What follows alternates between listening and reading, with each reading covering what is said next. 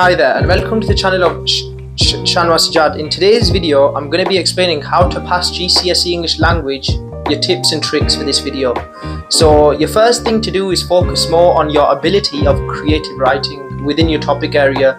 This is really vital for your question 5 for your paper 1 if I'm not wrong. It's because I haven't taken the GCSE language paper in 2 years, because I am an A-level student and I'm currently doing A-level English language rather than the GCSE one. I've already passed the GCSE one. Here's why I wanted to make this video, to sort of help other people and just to improve on what they need to do academically. So the first thing you should do is obviously do your creative writing within your question 5. The biggest part is your question 5. That's weighed at 40 marks.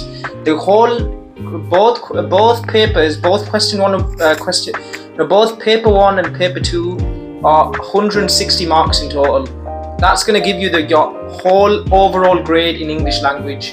So your paper 1 is 80 marks, your paper 2 is 80 marks. So your paper 1 will focus on sort of your context, your creative writing, whereas the paper 2 is going to focus on the article writing and sort of the essay writing. So I've sort of written this on a whiteboard as well, so let me get into this. So the second thing is to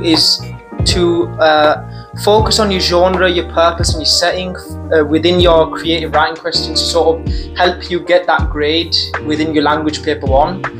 And that goes to show that if you focus on the EO criteria clearly and effectively, for example, including your grammar as part of your AO1 when attempting both question 2 and 3 on language paper 1. Examples of grammar include your types of pronouns, your adjectives, your conjunctions, your verbs, your adverbs, your prepositions. This is what's going to fulfill your AO1 criteria and your AO1 features to get those 10 to 12 marks within most of your questions to sort of boost your grade to a very high way.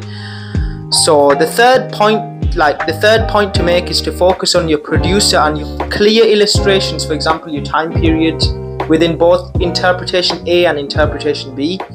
And you should focus on the country as well. Both may have different countries, and you could talk about the sort of history behind the background, understanding of both countries.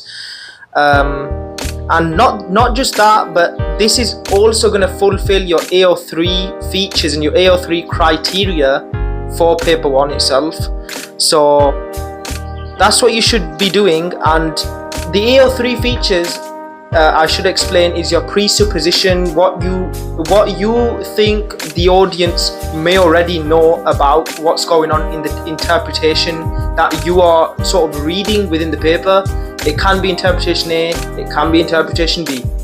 You just need to read the paper and sort of it'll say different types of words and phrases. You can talk about noun phrases, adverbial phrases, comparative adjectives, common nouns. These are all part of your AO criteria. So if you use these things that I'm mentioning in this video, hopefully it helps, fingers crossed. And you can give me comments on what to improve on and what other videos to make, because I am quite unsure on this channel what videos to make at the moment for the time being and moving onwards. So I feel like if I get sort of comments and feedback on the channel, I can sort of move on to different videos and content that is more tailored towards your interests and more of your needs and wants. So that's part of the paper 1, and I have made like a whiteboard sort of structure thing. So your paper 1, you'll have 5 questions. So you'll have question 1, which is 4 marks. This is sort of highlighting 4 bits that you found in interpretation A. So you'll get 2 interpretations on paper 1 and paper 2, if I'm not wrong. I haven't done this in 2 years, so definitely going to make some mistakes in this video. Nobody intimidate me in the comments. Question 1, 4 marks. Question 2, 8 marks. Question 3, 8 marks again. Question 3 is basically your comparative question. It's comparing your text A and your text B. So within question 3, your examiner is going to tell you, read 15 minutes of both text A and text B to get the idea of answering question 3 very clearly and concisely. Question 4 is 20 marks, and that is your evaluation question.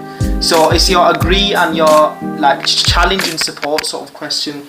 And question 5 is your 40 mark question, and this is going to carry, like I've said, your whole paper 1. So if you get question 5 right, don't get me wrong, if you get question 5 right, there's no need of even having teachers. You'll thank teachers later. Because when I mean that, I do mean that. Question 5, it is your 40 marks, so it's your creative writing bit of your paper. You'll have to include obviously your genre, your purpose, your setting, and other creative writing features that you can find in other videos, or as well as my video that I'm explaining now. So I think that's everything for this video. I have briefly explained sort of key features and, you know, feedback of language paper 1. If you need the English language paper 2, please do leave me a comment, and I can do language paper 2. That's not an issue. But that's absolutely everything. Thank you very much for your time, and I'll see you in the next video.